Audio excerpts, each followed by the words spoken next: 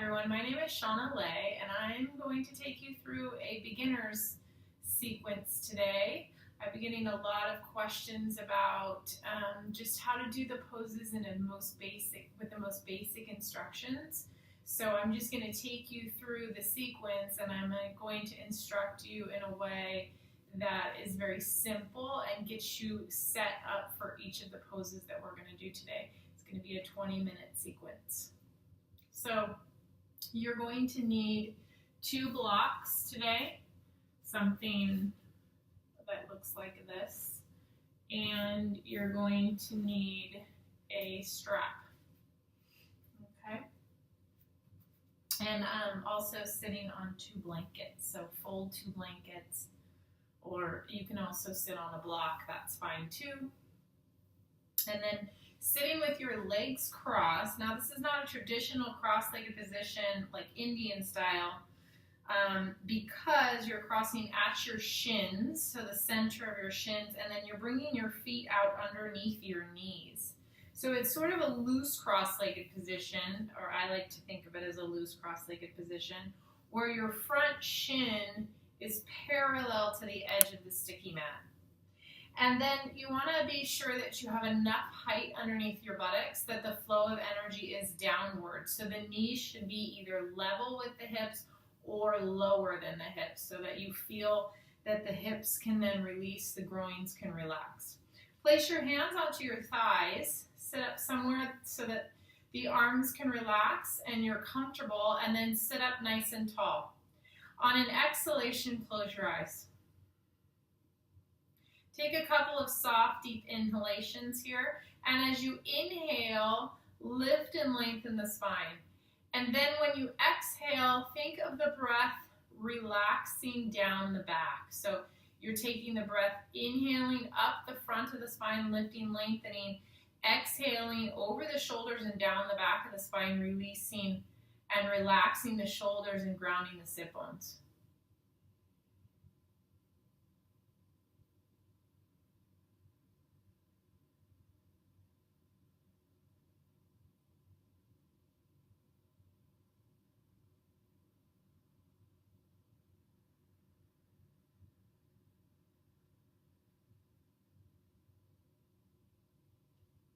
So one more breath, inhaling up the front of the spine, exhaling down the back of the spine. And then bringing the palms together in front of the chest, press the palms together firm so that you feel that all parts of the palms are pressing in toward one another. Allow the thumb to rest along the sternum, the middle finger points toward the ceiling and the little finger points slightly forward. This is an honoring of the self, the universe, and all other forms. Namaskar. And so on an exhalation, bowing the head and taking a moment to honor the self, the universe, and all other forms. And taking notice, observing, realizing that we are all one.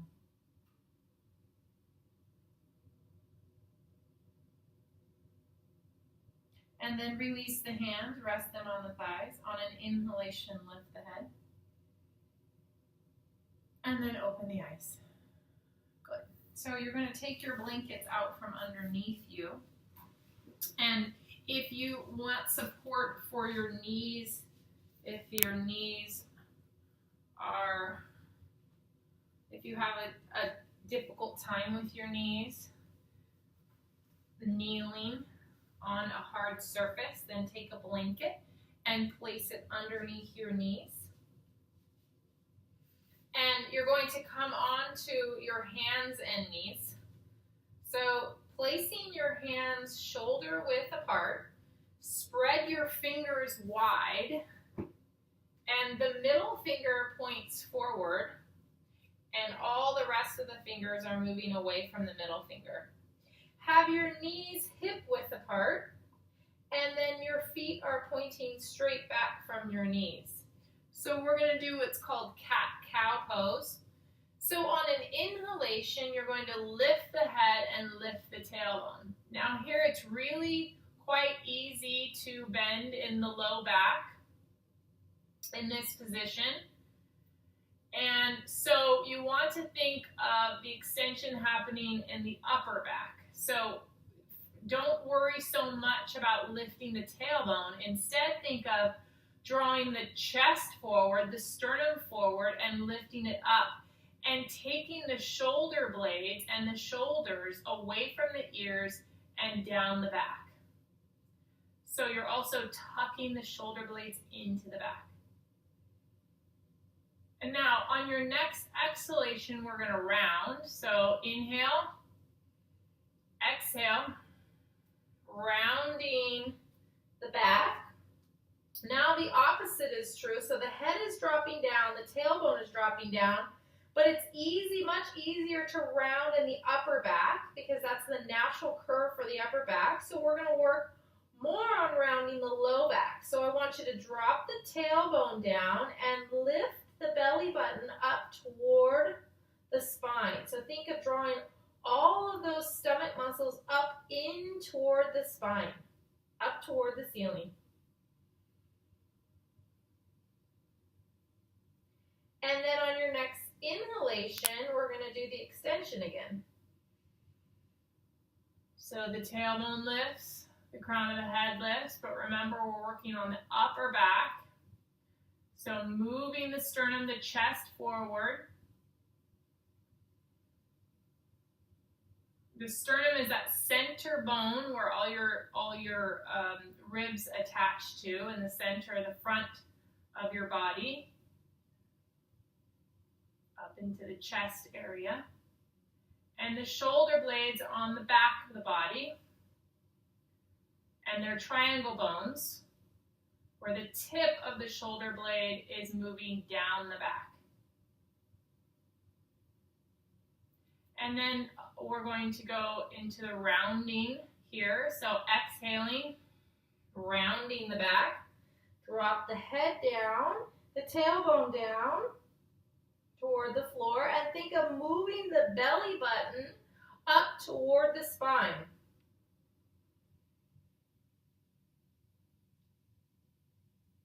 Now you're going to come back to a neutral position so that the spine is in a neutral position, natural curves. So somewhere between the extension and the rounding. And then from here, bring the big toes together, the knees apart. Sit the buttocks back down on the heels and stretch the arms forward. This is called child's pose. It's a pose that is often done when resting in a yoga practice. So the big toes are touching, the knees are apart, and the buttocks are sitting back toward the heels. Now, if you have a difficult time with your knees in this position, you can take a blanket and place it behind your knees on top of your calf muscles, and then sit back so that your hamstrings or the back of your upper thighs are resting on that blanket. And then you can stretch forward and potentially rest your forehead on the floor. If the forehead doesn't rest on the floor, you can also take a block and place it underneath your head so that you can have some head support. So nice deep breaths here in child's pose. Working to descend the sit bones and pressing the hands firmly into the floor. Arms are straight, elbows are lifted. Now coming up again onto all fours, just like you did in the first pose, cat-cow, and separating your feet now, so the big toes are separated, and your knees and feet are hip width. Tuck your toes under and come up into downward facing dog. Downward facing dog is a general pose that we do on a regular basis in a yoga practice, so it's a good one to learn. And in dog pose, Adho Mukha Svanasana, you're still spreading the fingers just like in both the last two poses, And you're pressing into your hands strongly to take the chest back toward the legs. And at the same time, you are lifting your sit bones and taking the heels down toward the floor. So in order to get more extension in the spine, come high up onto your toes, bend your knees, lift your sit bones up toward the ceiling. So think of the buttocks lifting up toward the ceiling, and at the same time, press the hands into the floor and take the chest back toward the legs. Now, keep the sit bones lifted, straighten the legs so you're high up on your toes, the buttock bones are lifting, the legs are now straight, and then keep the sit bones lifting and take the heels back and down toward the floor. So now you should feel a nice strong stretch in the backs of the legs. You should feel that the shoulders are starting to get tired because they're working, the arms. But you'll also feel that you have more extension here in the spine. Couple breaths here. And then again, come down. So bring your knees down. And bring your big toes together. Sit your buttocks back down on your heels. If you need a block and a blanket, take it. And then rest in child's pose.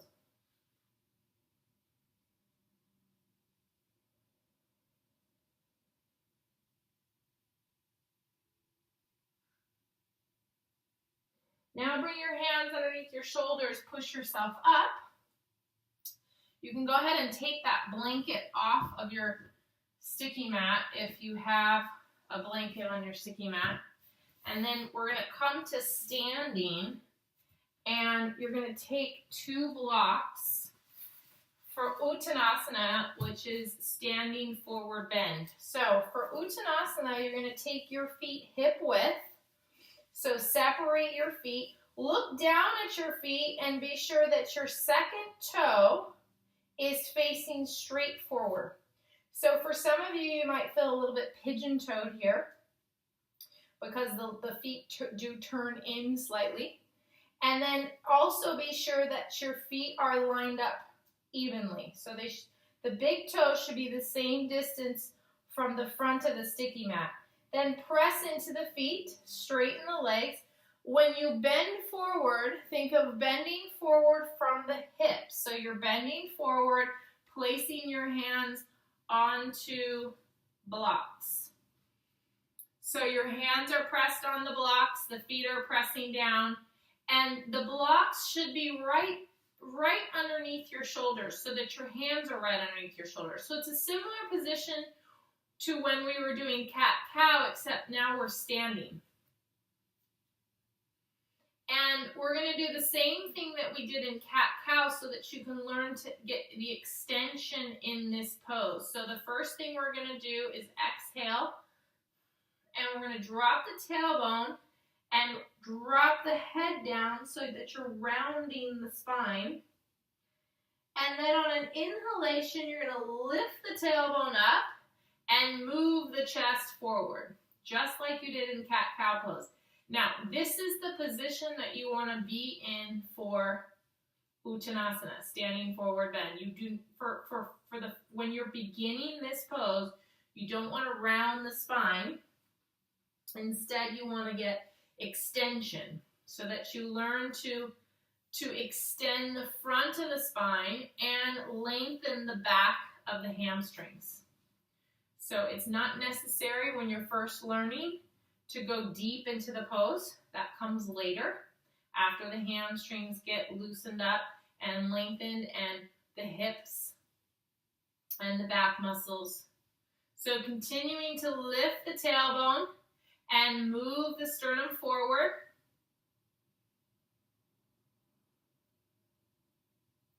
So it's like an extended Uttanasana.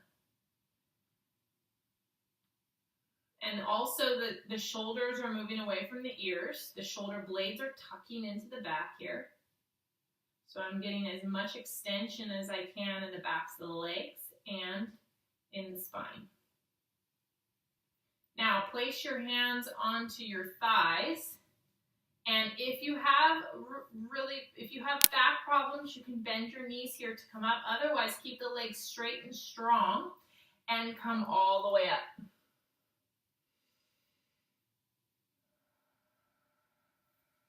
Good. Now take the blocks, and now you're just going to use one block for this pose. So we're going to do triangle pose. Well, first we're going to start with Tadasana. So bring your feet hip width apart. Again, same as Uttanasana. Your second toe points forward. Okay, and you want to make sure that your feet are hip bone width apart, not the outer part of your hips, but your hip bones. And then you're going to bend your legs and keeping your knees tracking right over your second toe. You're going to press your feet firmly into the floor to straighten the legs. So as you straighten the legs, engage the thighs and lift the thigh muscles up. So you're not straightening the legs by pressing the knees back. Instead, you want to lift the kneecaps up and lift the thigh muscles up, the quadriceps, continuing to press the feet firm into the floor. You should also feel that the sacrum, or the pelvis, is centered, so it feels balanced when you do this. So that means that the buttocks are not sticking out and you're not tucking too much, but that you have a nice balance in the pelvis. And then turn the palms, the arms out so that the palms are turning, almost like you're trying to get the palms to turn to face the wall behind you. And that, you should feel, opens up, creates a broadness across the chest. So maintain that broadness, that length, and then turn the palms to face the body. Head, neck. The neck is nice and long, extended. Head centered right over the body. So the ear, shoulder, hip, ankle are all lined up. So if you look to the side of your body, you want to see that the ankle and the hip, the shoulder, and the ear. It's difficult to see the shoulder and the ear, right? So you have to close the eyes and try to feel that your ear and shoulder and hip and ankle are all lined up. Now turn the palms again away from you and reach the arms up overhead. Palms are facing one another, arms are shoulder width apart, and you're reaching the arms, lifting. So the front of the arm is lifting up, the armpit is lifting, the back of the arm, the tricep shoulder blade, are dropping down toward the floor. And then on an exhalation, release. Now you're going to step your feet apart so that they are just about as wide as one leg. So you're lengthening, or stepping the feet apart, so that if you look down at the feet, this should be, the distance between the feet should be one length of your own leg. Have your feet point forward so that your second toe is facing forward. So again, you'll feel like a bit pigeon-toed because the feet are turned in. Again, press the feet into the floor and engage the thigh muscles. Lift the kneecaps up. Then take the arms out to the side so you're fingertip to fingertip here. You're stretching, fingertip to fingertip. Your hands are the height of your shoulders, and you're engaging the tricep muscle, lifting the tricep muscle into the bone. Shoulders are relaxing down. So we're just doing the basic starting pose for the standing poses, the lateral standing poses. This is the beginning, the starting pose for the lateral standing poses. And so we're just engaged here, lengthening both legs and both arms. Now release the arms, but keep the legs wide. Take your block, place it out in front of you. Place your both hands onto the block. And again, press the feet into the floor, engage the thigh muscles, lifting the thigh muscles, lifting the kneecap, and try to get that extension again. So tailbone's lifting up, chest is moving forward, just like in Uttanasana, standing forward bend, and when we were on the floor doing cat-cow. And then from here, place your hands onto your thighs, inhale, and come up. And then step the feet together. Stand again in Tadasana. Nice deep inhalation, slow exhalation.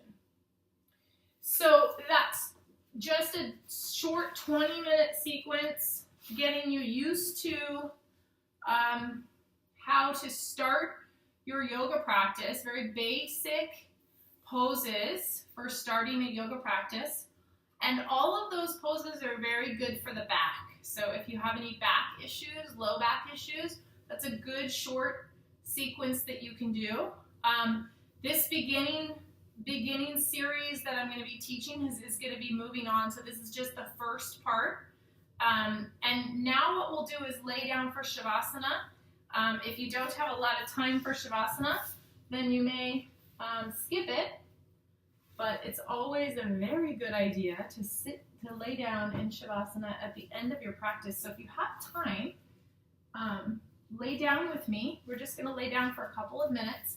So when you lie down for Shavasana, you're going to set yourself up on your mat so that you can see that you're even on your mat. So we use props so that we can figure out where we are in space. It helps us to identify where our bodies are in space. So I start by lying down with my legs bent, and I can feel that my sacrum, the back of my pelvis, is nice and flat on the floor. It's resting. I'm taking a blanket and placing it underneath my head. While that's not necessary, it makes it a little bit more comfortable for a lot of people. And also we want to be sure that our chin is lower than our forehead. So it helps to create that evenness in the neck and throat so that the chin is a little bit lower than the forehead. And then I'm going to straighten both my legs. And as I straighten my legs, I'm engaging the legs. So I'm really working the legs at first.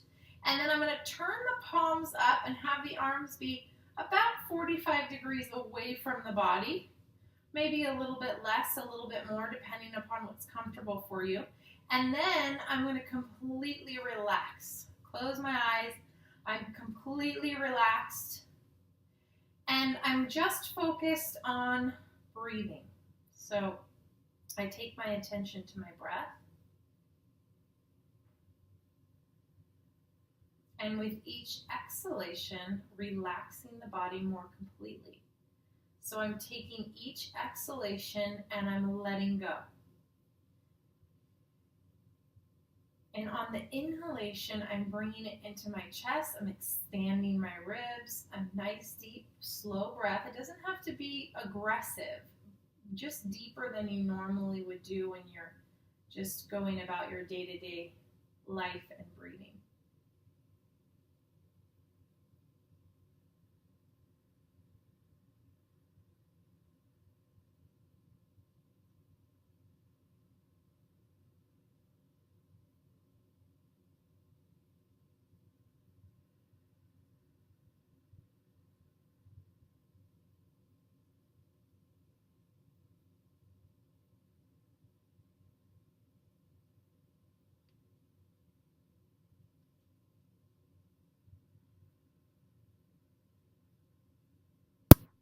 And so just a couple more breaths here.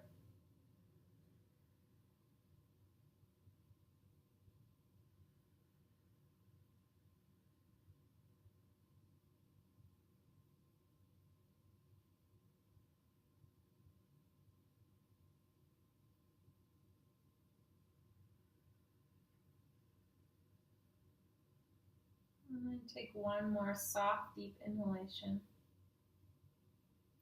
On your exhalation, release the body one last time. And then bending the legs. And rolling yourself onto your right side. And then pressing the floor to sit all the way up. And sitting with your legs crossed, sitting up nice and tall. Bring the hands to the chest. And on an exhalation, bowing the head. And honoring the self, the universe, and all other forms. Namaste. Thank you so much. I hope you have a great day.